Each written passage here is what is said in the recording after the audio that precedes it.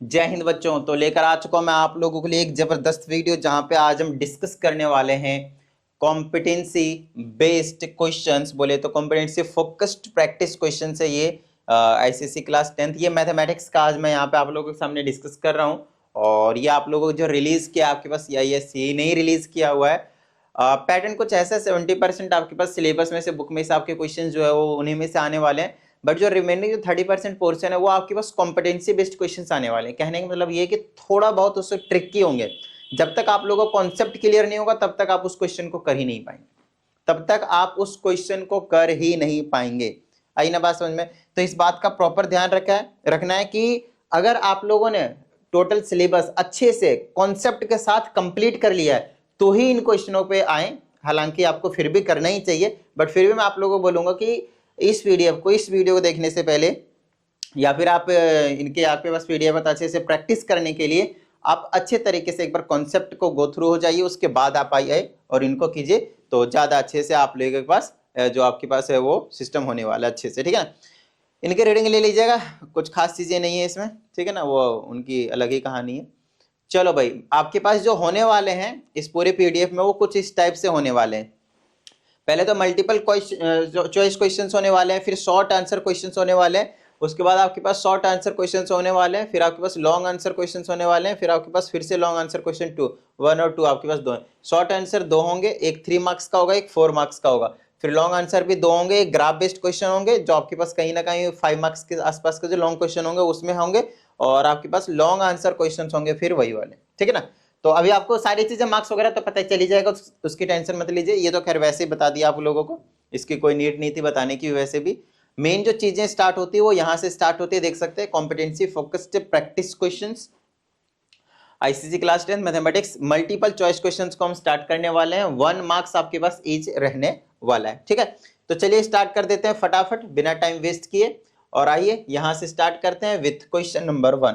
आप लोगों को साथ में ये भी हिंट दिया गया है कि कौन से चैप्टर से हैं। जैसे कॉमर्शियल मैथमेटिक्स से, मतलब ये क्वेश्चन किस में से हो सकता है? या तो जीएसटी में से, या तो बैंकिंग में से, या तो शेयर्स एंड डिविडेंड्स में से। आई ना बात समझ में? क्योंकि आपके पास जो कॉमर्शियल मैथमेटिक्स है वो यही 3 है। बताइए हाँ या नहीं? ठीक है ना? इन क्वेश्चंस के आप लोगों को आईसीएसई ने सॉल्यूशन प्रोवाइड नहीं किया हुआ है, लेकिन इनके आंसर्स जरूर दिए हैं ताकि आप एक बार करें तो आपको आंसर जो है वो चेक करने के लिए मिल जाए। ठीक है? तो चलिए मैं आप लोगों को यहीं पे कराते जाता हूँ। छोटे छोटे क्वेश्चन है, कोई दिक्कत वाली बात नहीं है भाई।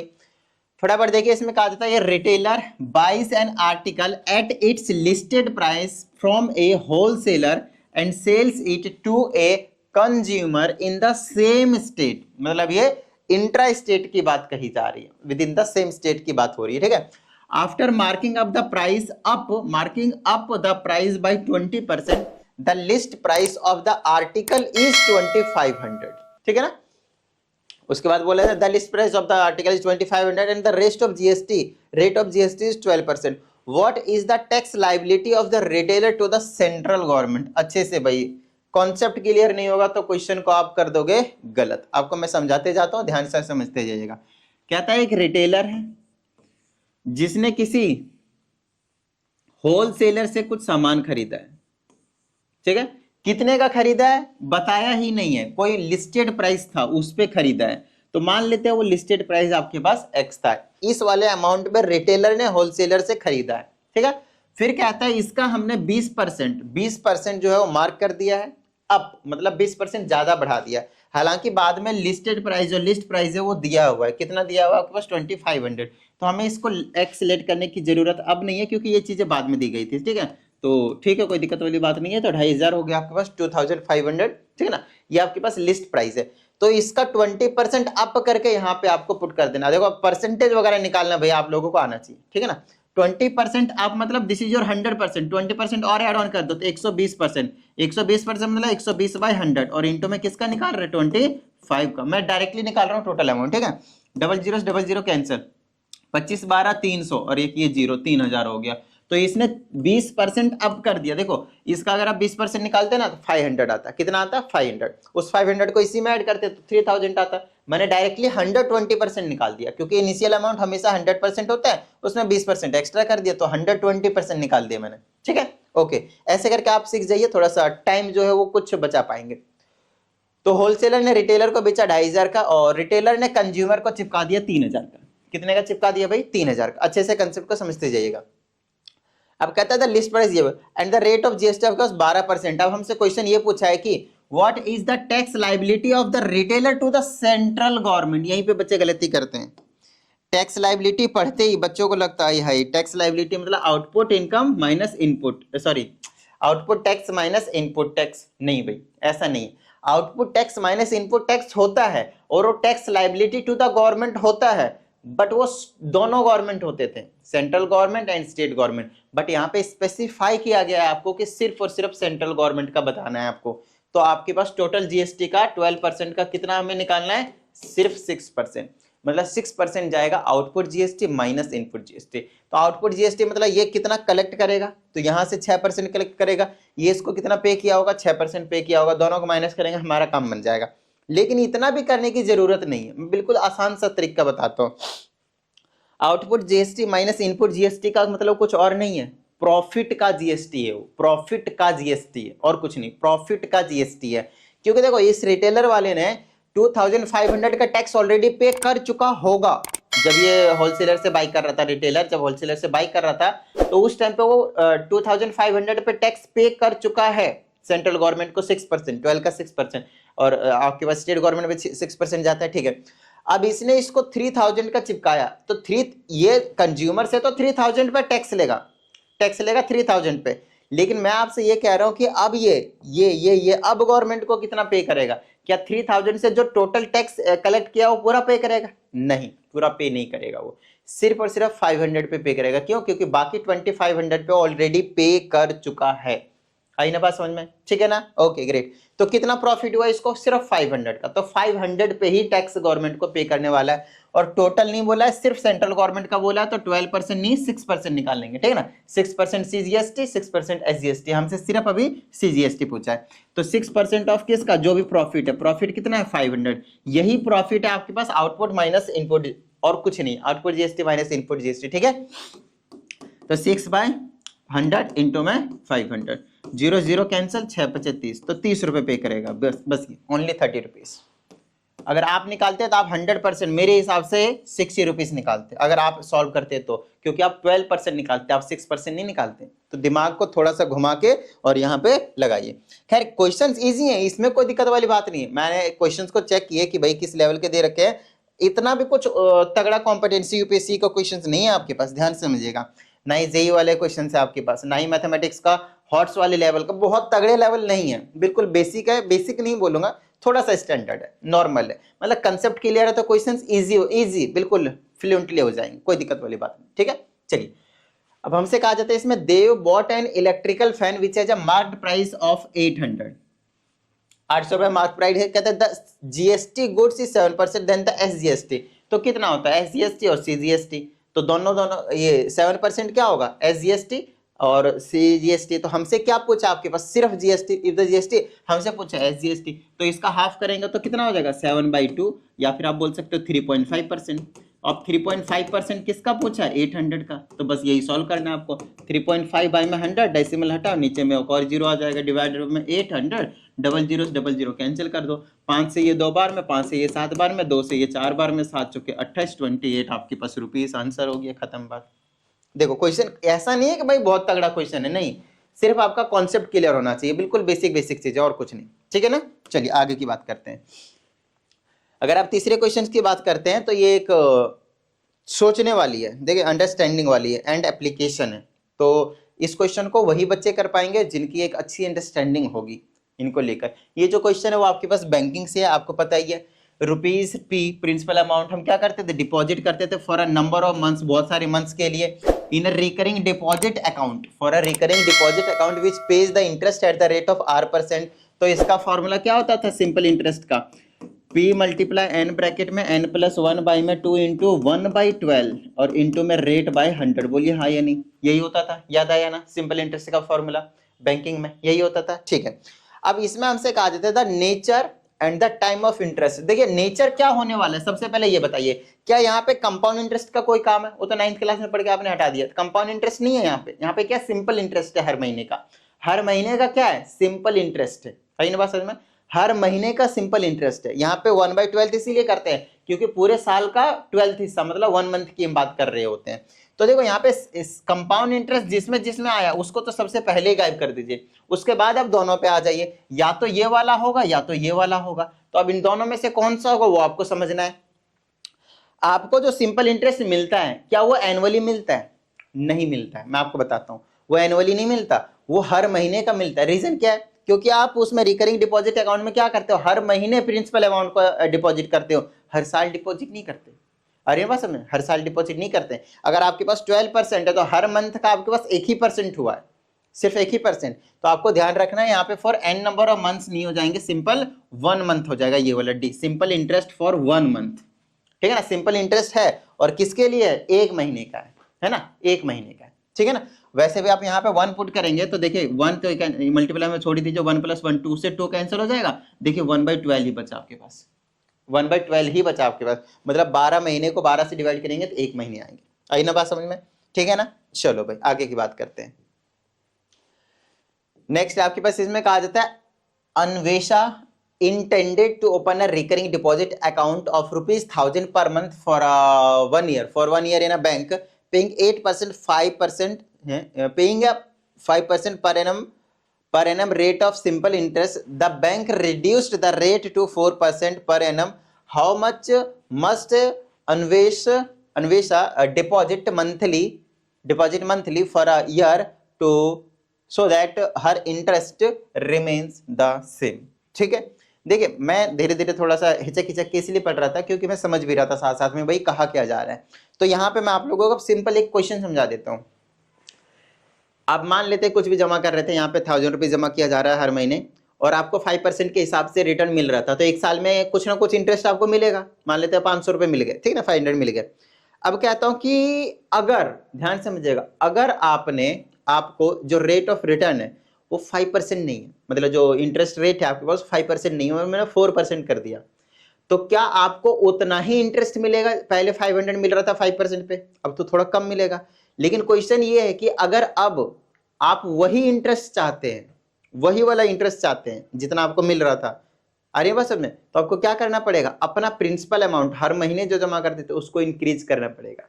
तो कितने से इंक्रीज करना पड़ेगा वही आपसे पूछा है कि जो इंटरेस्ट है वो सेम रहे, जितना 5% पे इंटरेस्ट मिल रहा था उतना ही 4% में मिले। तो उसके लिए आपको क्या करना पड़ेगा वो बताना है आपको। आई ना बात समझ में? ठीक है, चलिए मैं आपको समझाता हूँ। तो सबसे पहले आप क्या कीजिए, 5% वाला इंटरेस्ट निकाल दीजिए। तो इंटरेस्ट का फॉर्मूला हो गया P × n bracket n + 1/2 into में 1/12 एंड इंटू में रेट y में 100। बोलिए किस तरह की कोई दिक्कत नहीं सर। चलो इंटरेस्ट निकालेंगे। प्रिंसिपल हम जमा कर रहे थे 1000 रुपीज। एक चीज यहाँ से लॉजिक लगाइएगा, अब जो है आपको इंटरेस्ट जो प्रिंसिपल अमाउंट जो जमा करना है हर महीने वो 100% 1000 से ज्यादा जमा करना पड़ेगा। बोलिए हाँ या नहीं, बोलिए हाँ या नहीं, ठीक है ना। अच्छा, तो यहाँ पे जो ऑप्शन में डी है, जो आपके पास अगर मान लो कि कभी आपके पास टाइम नहीं मिले सॉल्व करना है, तो आपके पास 4 ऑप्शन में से तुक्का क्यों मारेंगे? जो हमें 100% पता है ये नहीं हो सकता है उसको हटाएंगे भाई।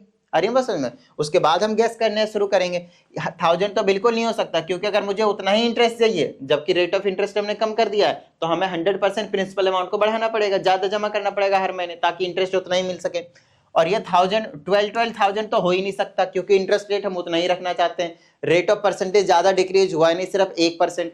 तो ये दोनों ऑप्शन तो पहले गायब हो गए थे, या तो अब ये होगा या तो अब ये होगा। अब इन दोनों में से कौन सा होगा ये आप वैसे थियोरेटिकली नहीं पता कर सकते, कैलकुलेशन करनी पड़ेगी, क्योंकि ये दोनों ही वैल्यू बहुत ज्यादा नियर बाय में, बहुत ज्यादा नियर बाय में।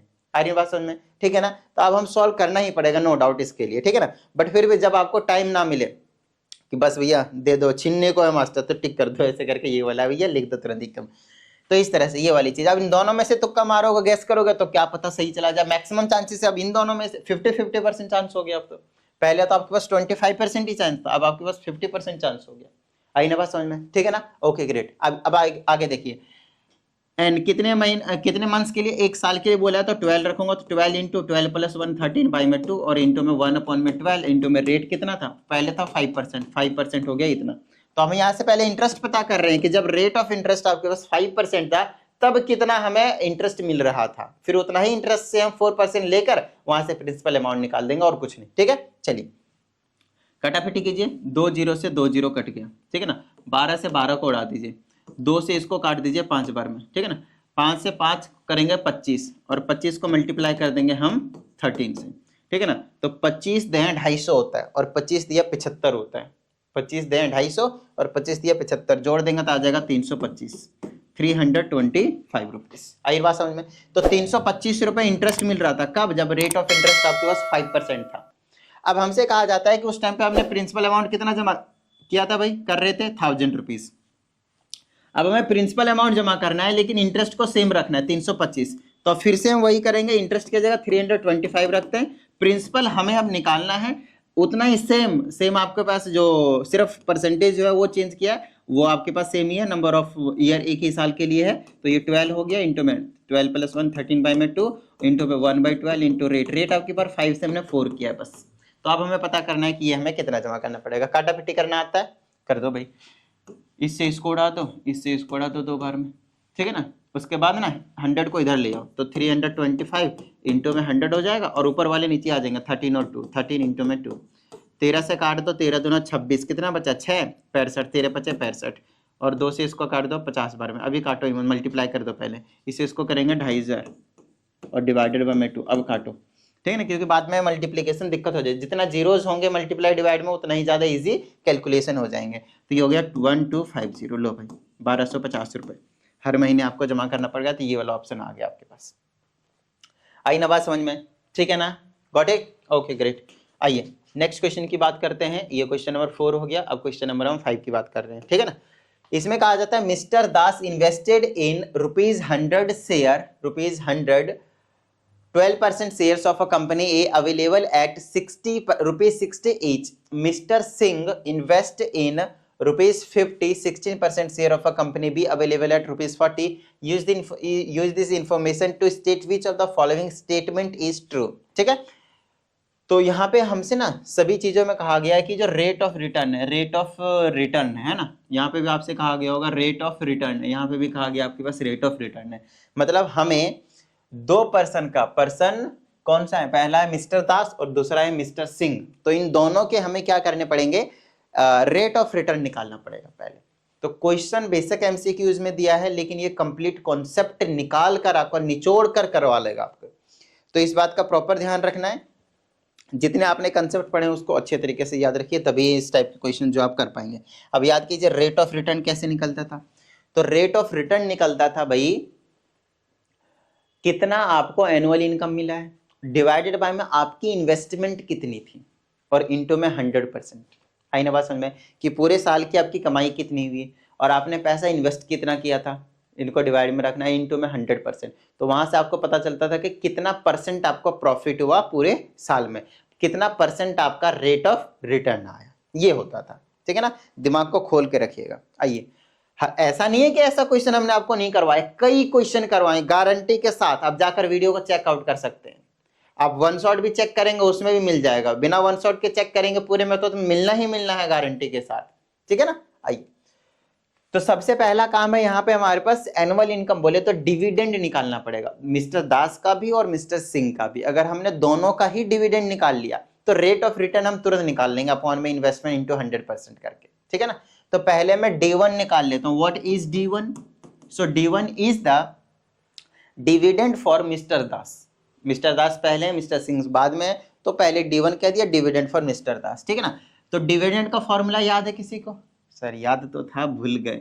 नंबर ऑफ शेयर इंटू में फेस वैल्यू इंटू में रेट बाय 100, ये होता है। ठीक है। अब नंबर ऑफ शेयर क्या आपको दे रखा है मिस्टर दास का? मिस्टर दास का क्या रखा है? बस इतना कि 100 रुपए का शेयर था, 12% आपके पास रेट है और कंपनी ए है और वो 60 रुपए का मिल रहा है, बस ये इंफॉर्मेशन है। कितने नंबर ऑफ शेयर्स लिए वो इनको पता ही नहीं है, हमें बताया नहीं गया एक्चुअल में। तो नंबर ऑफ शेयर का आप फॉर्मूले याद कीजिए क्या होता था। तो नंबर ऑफ शेयर का फॉर्मूला होता था क्या कहते हैं इसको, investment divided by market value. कैसे पता करते थे? इन्वेस्टमेंट आपकी कितनी है और डिवाइडेड बाय में उसकी मार्केट वैल्यू कितनी है, मार्केट वैल्यू कितनी है। अगर बैंकिंग की बात करते हैं तो एमवी मैच्योरिटी वैल्यू होती है, यहाँ पे मार्केट वैल्यू होती है। So this is your number of share. आई ना बात समझ में, ठीक है।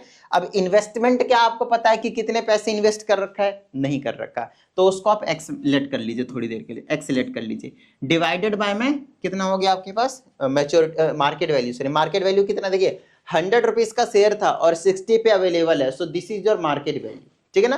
तो 60 रुपए हो गया मार्केट वैल्यू, इनटू में फेस वैल्यू, भाई फेस वैल्यू कितनी है, जो स्टार्टिंग में फिक्स था, बोले तो 100 रुपए का शेयर था, और इंटू में रेट कितना है 12%, तो 12 बाय में 100, 0 से 0 गया, 12 से काट दिया 5, तो x/5 आया, x/5 आया। इसको बस यही रहने दीजिए। अब हम D2 निकालने जा रहे हैं, D2 निकालने जा रहे हैं, D2, ठीक है ना। ओके, अब D2 निकालने जा रहे हैं, तो फिर से ये वाला इन्वेस्टमेंट दोनों के लिए हम ना सेम लेकर चलेंगे, इस बात का प्रॉपर ध्यान रहे, दोनों के इसीलिए सेम लेकर चलेंगे ताकि हमें पता चल जाए किसका डिविडेंड ज्यादा है और किसका रेट ऑफ रिटर्न ज्यादा है, इस तरह से, ठीक है ना। तो इन्वेस्टमेंट दोनों का सेम, ये तो एक कंपटीशन हो गया, ऐसा समझ लीजिए कि आपको 10,000 रुपए दिया, आपके दोस्त को 10,000 रुपए दिया, और बोला कि जिस भी कंपनी में तुम दोनों को इन्वेस्ट करना है पैसे कर लो, ठीक है ना, जिसकी डिविडेंड ज्यादा होंगे वो जीत जाएगा। उसी तरह से यहाँ हमने करा है, जो इन्वेस्टमेंट है जो 10-10 हजार है वो सेम कर दिया हमने दोनों के लिए, फिर हम पता कर लेंगे किसका डिविडेंड किससे कितना ज्यादा है, कितना रेट ऑफ रिटर्न किसको जितना ज्यादा मिला, और कुछ नहीं, ठीक है ना। चलो, तो D2 निकालेंगे, तो ये तो सेम रहने वाला है इन्वेस्टमेंट, तो x रख दिया। तो नंबर ऑफ शेयर निकालने के लिए दूसरे के केस में भी आपके पास नंबर ऑफ शेयर नहीं दिया, ध्यान रहे, ठीक है ना। और मार्केट वैल्यू आपके ऊपर कितना, देखिए 50 रुपए का शेयर था, 16% रेट है, और आपके पास ये अवेलेबल है 40 का, तो मार्केट वैल्यू आपके पास 40 हो गया।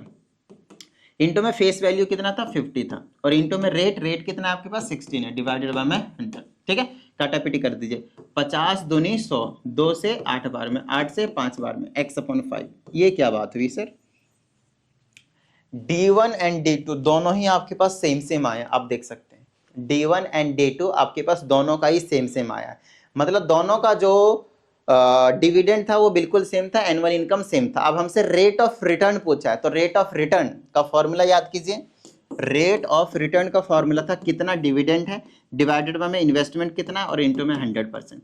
तो अगर मैं दास के लिए निकालता हूं या फिर दूसरे मिस्टर सिंह के लिए निकालता हूं, दोनों के लिए आपके पास डिविडेंड सेम है, मतलब दोनों का ही रेट ऑफ रिटर्न सेम होने वाला है, ठीक है। चलिए, तो डिविडेंड हो गया x/5 डिवाइडेड बाय में इन्वेस्टमेंट हमने x माना हुआ था, तो x बाय में 1 लीजिएगा, क्योंकि ऊपर वाला फ्रैक्शन तो नीचे वाले को भी फ्रैक्शन में रखिए, अगर नीचे वाला फ्रैक्शन होता है तो ऊपर वाले को भी फ्रैक्शन में रखिए, ताकि आपको किसी भी तरह की प्रॉब्लम ना हो, और इंटू में 100% हो जाएगा।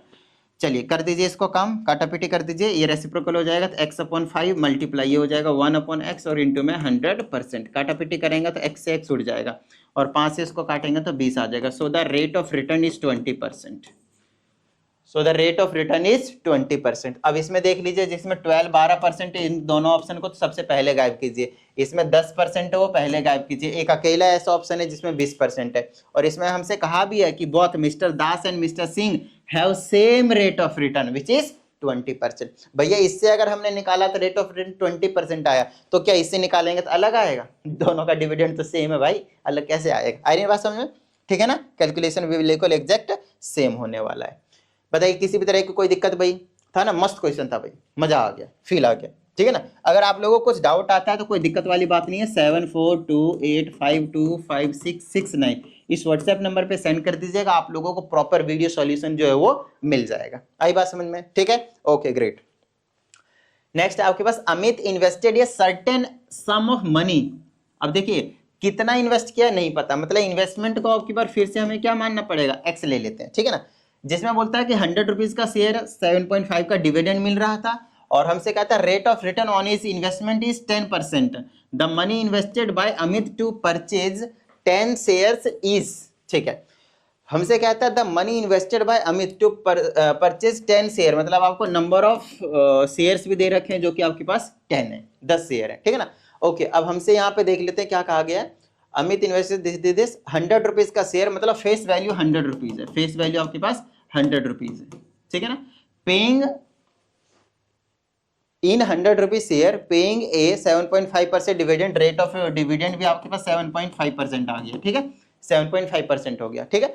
और मैं तो आंसर मैच कर ही नहीं रहा हूँ कि किसका सही है किसका नहीं है, इन क्वेश्चनों को मैंने पहले से प्रैक्टिस नहीं किया हुआ है, कहने का मतलब मैंने करके देखा नहीं और आंसर मैच किया नहीं है, बट इनके आंसर इसी PDF में दिए हैं, एक बार हम मैच कर लेंगे किसका किसका क्या क्या आया था, ठीक है ना। चलिए ताकि हो सकता है कई बार क्या होता है कैलकुलेशन में सिली मिस्टेक्स हो जाते हैं, चाहे टीचर का कितना ही कॉन्सेप्ट क्लियर हो अच्छे से, कैलकुलेशन में कई बार ऐसा मिस्टेक देखने को जरूर मिल जाता है, कोई बड़ी बात नहीं इसमें, ठीक है ना। बट ठीक है, एक बार हम इवेल्युएट जरूर कर लेंगे एक तरीके से, just for recheck. Rate of return on etch investment is 10%, तो रेट ऑफ रिटर्न दे रखा है हमारे पास 10%, रेट ऑफ रिटर्न आपके पास 10% है, ठीक है ना। तो ये सारी चीजें आपको समझ में आ जाएंगे 2 मिनट में, ज्यादा टेंशन मत लीजिए, ठीक है। ओके, कहते हैं द मनी इन्वेस्टेड, अब हमसे एक्स पूछा गया है, तो देखिए कितनी सारी इंफॉर्मेशन आपसे यहाँ पे दे दिया गया है, कितनी सारी इंफॉर्मेशन दे दिया गया है। तो सबसे पहले इन्वेस्टमेंट दे रखा है, तो इन्वेस्टमेंट वाले को नंबर ऑफ शेयर 10 दे रखा है, तो नंबर ऑफ शेयर का फॉर्मूला लगाएंगे और बोल देंगे छोटा एन बड़ा एन, तो छोटा एन ही यूज कर लेता हूँ यहाँ पे। इन्वेस्टमेंट नंबर ऑफ शेयर का होता है इन्वेस्टमेंट अपॉन में मार्केट वैल्यू, बोलिए हाँ या नहीं। यहाँ से मार्केट वैल्यू क्या हो जाएगा आपके पास, इन्वेस्टमेंट, या फिर इन्वेस्टमेंट निकाल लेते हैं, इन्वेस्टमेंट हो जाएगा, खैर यहाँ से तो वैसा नहीं, मतलब 2 वैल्यू गायब है आपके पास, सिर्फ नंबर ऑफ शेयर पता है, ना आपको मार्केट वैल्यू पता है, ना ही आपके पास इन्वेस्टमेंट पता है, कोई दिक्कत वाली बात नहीं, इसको एज इट इज छोड़ते हैं। हमें फेस वैल्यू दे रखा है 100, ये दे रखा है, ये दे रखा है, तो यहाँ से मैं क्या निकाल सकता हूँ, डिविडेंड निकाल सकता हूँ, है ना, डिविडेंड निकाल सकता हूँ, तो काम बन जाएगा, ध्यान समझिएगा, ठीक है ना। अभी जो हमने ऊपर वाले क्वेश्चन में किया ना, सेम काम आपको यहाँ पे करना है, सेम काम आपको यहाँ पे करना है, ध्यान से समझते जाइएगा बस, ठीक है। मैं फॉर्मूले यहाँ पे लगाने पड़ेंगे हमें, खैर 3 तरह के फॉर्मूले मैं यहाँ पे लिख रहा हूँ फिलहाल, देखिएगा अच्छे से। जो पहला फॉर्मूला वो ये है कि जो इन्वेस्टमेंट होता है, या फिर आप कह सकते हो कि जो नंबर ऑफ शेयर होता है वो इन्वेस्टमेंट अपॉन में मार्केट वैल्यू होता है, ठीक है। ओके, तो यहाँ से नंबर ऑफ शेयर हमें 10 दे रखे हैं, इन्वेस्टमेंट को हमने x माना हुआ है, मार्केट वैल्यू को चलो हम y मान लेते हैं। मार्केट वैल्यू को क्या करते हैं, मार्केट वैल्यू को x के टर्म में ले लेते हैं ना। मार्केट वैल्यू क्या हो जाएगी, यहाँ से मार्केट वैल्यू निकाला तो निकल गया 10 अपॉन में x, तो मार्केट वैल्यू को हम 10 अपॉन में x रखते हैं, कोई दिक्कत वाली बात नहीं है भाई, ठीक है, यहीं पे रहने देते हैं, ग्रेट। अब दूसरा फॉर्मूला हम लगाते हैं यहाँ पे डिविडेंड का, दूसरा फॉर्मूला लगाते हैं हम डिविडेंड का, तो डिविडेंड का फॉर्मूला हो गया number of share, number of share है 10 मल्टीप्लाई में फेस वैल्यू, फेस वैल्यू है 100, फेस वैल्यू आपके पास कितना है 100, और इनटू में नंबर ऑफ शेयर हो गया, फेस वैल्यू इनटू में 7.5% का रेट है, तो ये हो गया 7.5 डिवाइडेड बाय में 100, पॉइंट हटाएंगे 00, 3 जीरो से 3 जीरो को उड़ा दीजिए, आपके पास हो गया, पॉइंट हटाएंगे सिंगल जीरो, मतलब ये हो गया 75 आ गया, तो डिविडेंड आया आपके पास 75 रुपीज। अब क्योंकि रेट ऑफ रिटर्न आया तो रेट ऑफ रिटर्न का भी फॉर्मूला लिखिए, so the rate of return is nothing but क्या कहते हैं इसको, dividend divided by investment into में 100%। तो डिविडेंड कितना है मेरे पास 75, इन्वेस्टमेंट कितना मेरे पास x, और ये हो गया इनटू में 100, ये हो गया इनटू में 100, ठीक है। और रेट ऑफ रिटर्न कितना है 10%, तो इधर क्या रख दूंगा मैं 10 रख दूंगा, इधर क्या रख दूंगा मैं भाई 10 रख दूंगा, ठीक है ना। इधर अगर मैंने 10 रख दिया तो यहाँ से x की वैल्यू आ जाएगी, ये इधर आ जाएगा तो x आ गया, और ये 10 0 0 उड़ा दिया तो 750 आ गया, 750, ये रहा आपके पास ऑप्शन 750। x का मतलब क्या था, इन्वेस्टमेंट, हमसे इन्वेस्टमेंट ही पूछा गया था यहाँ पे। तो बस आपको जो भी इंफॉर्मेशन दिया उसको अच्छे से लिख लीजिए, और उससे रिलेटेड सभी फॉर्मूले लिख लीजिए, इधर उधर सब्सटीट्यूट कीजिए, आपका काम बन जाने वाला है। तो अभी तक हमने 6 क्वेश्चंस किए और 6 क्वेश्चंस के एक बार हम पहले आंसर मैच कर लेते हैं ताकि सही रहे, ठीक है ना। सबसे पहले से स्टार्ट करते हैं। पहले का आंसर कितना था 30 था, फिर इसका हमने निकाला था 28 था, इसका सिंपल इंटरेस्ट फॉर 1 मंथ था, इसका आपके पास 1250 रुपए था, इसका आपके पास बहुत था, दोनों का 20% रिटर्न था, और इसका हमने 750। अब याद भी रह जाएगा इतना, हमने अभी वापस देख लिया, तो अब इनके आंसर को मैच कर लेते हैं। हमने 6 क्वेश्चन करे हुए अभी तक बस, ठीक है ना।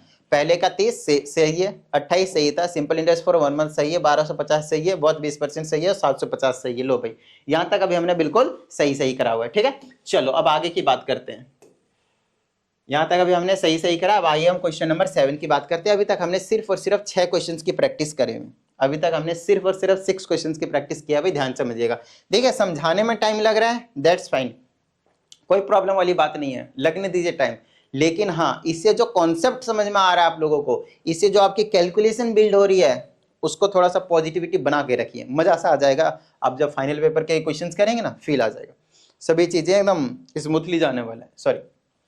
ओके, तो नेक्स्ट आपके पास ये रहा। अब कहता है कि ये तो बड़ा ही आसान सा क्वेश्चन दे दिया भाई, यहाँ से आपके पास x की वैल्यू निकालनी, और x क्या बिलोंग करना चाहिए कहाँ से, होल नंबर से। पहले सॉल्व कर देते हैं, -3 is less than equal to minus का 4x प्लस 5x, दोनों तरफ 4x प्लस कर देता हूँ, 4x प्लस कर देता हूँ, नहीं चलो 5 माइनस कर देता हूँ, x को इधर रहने देते हैं, 5 माइनस करेंगे तो हो जाएगा -3 - 5 less than equal to -4x, ठीक है ना। इधर से गायब हो गया, इधर माइनस हो गया, तो ये माइनस का 8 is less than equal to -4x आ गया। अब यहाँ से मैं क्या करता हूँ, -4 से दोनों तरफ डिवाइड कर देता हूँ, तो ये 2 -4 से डिवाइड कर दिया ना, इधर भी और इधर भी। तो ध्यान रहे ये जो साइन होता है वो आपके पास रिवर्स हो जाता है। इस कंसेप्ट में तो गारंटी के साथ एक क्वेश्चन आएगा, नेगेटिव नंबर से मल्टीप्लाई या डिवाइड करना होगा और आप करेंगे और इनक्वालिटी का साइन आप चेंज नहीं करेंगे और वहीं पे आपका नंबर कटेगी।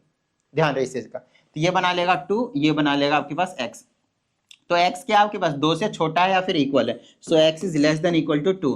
अब 2 से ये छोटा है या फिर उसके इक्वल है तो क्या होना चाहिए आपके पास, होल नंबर से बिलोंग करना चाहिए x होल नंबर कहां से स्टार्ट होता है, 0 से, फिर 1 से, 2 भी लूंगा क्योंकि वो भी इंक्लूडेड है। So the answer will be 0, 1 and 2, 0, 1 and 2, option number C. बताइए किसी भी तरह की कोई दिक्कत नहीं ना। चलो एक बार आंसर चेक कर लेते हैं, 7th का सी, 7th का सी। ए बच्चा ये रहा 7th का सी, 0, 1, 2, बिल्कुल सही बात है सर। चलो आगे की बात करते हैं। अब हम कहते हैं क्वेश्चन नंबर 8। इस तरह से करते करते 10 तक कर लेंगे आज से इस वीडियो में। चलो नहीं तो देख लेते हैं। अब मेरा मैक्सिमम जो हाफ एन आवर का रहता है वीडियो उसी के आसपास का ही बनाऊंगा, ज़्यादा नहीं बनाऊंगा मैं। आधे घंटे के आसपास करवा के हम आपको अच्छे से करवा देंगे, ठीक है ना। चलो एक क्वेश्चन ये लास्ट कर लेंगे इसमें से, क्योंकि फिर ये लीनियर इक्वेशन का जो है वो कंप्लीट हो जाएगा, उसके बाद क्वाड्रेटिक पे चले जाएंगे। तो स्टार्टिंग के 4 चैप्टर के आपने एमसीक्यू कर लिए, ये से स्टार्टिंग के जो 4 चैप्टर थे ना उसके आपने एमसीक्यू कर लिए, ठीक है ना। चलिए इसमें कहा जाता है सेम है, वही चीज़ है, माइनस का 4x is greater than 8y, same concept है। अब यहाँ से क्या करेंगे आप 4 से डिवाइड कर दीजिए दोनों तरफ। आपको निकालना क्या है, x की वैल्यू निकालनी, देख लीजिए। तो -4 से डिवाइड करेंगे तो इधर x बचेगा और ये वाला साइन रिवर्स हो जाएगा तो ये क्या बना लेगा, लेस देन बना लेगा, और ये -4 से डिवाइड करेंगे तो माइनस का 2y हो जाएगा। सो x is less than minus का 2y, x is less than minus का 2y, x is less than minus का 2y, x is less than minus का 2y। So the option number कौन सा हो जाएगा आपके पास, सी। तो 8 का क्या हो गया आपके पास, सी। ये तो आसान सा था, है ना। 8 का क्या हो गया ऑप्शन नंबर सी, 8 का क्या हो गया option number C, x is less than minus 2y। बताओ भाई किसी भी तरह की कोई प्रॉब्लम नहीं ना। तो चलिए उम्मीद करते हैं इस वीडियो में जितनी भी चीज़ें आप लोगों को समझ में आ गई थी, जो बताया था सभी में आ गए होंगे। और अगर ऐसा है तो फटाफट वीडियो को लाइक कर दीजिए। साथ ही अगर आप इस चैनल पर एक नई स्टूडेंट हैं तो चैनल को सब्सक्राइब करके बेल आइकन को जरूर प्रेस कीजिएगा और साथ ही इस पर अपने डाउट को सेंड कर दीजिएगा, आपको प्रॉपर वीडियो सोल्यूशन मिल जाएगा। और अगर if you need personal online class तो उसके लिए आप इसी नंबर पर इंक्वायरी कर सकते हैं। तो चलिए मिलते हैं अगली वीडियो में, प्रैक्टिस करते रहिएगा। जय हिंद।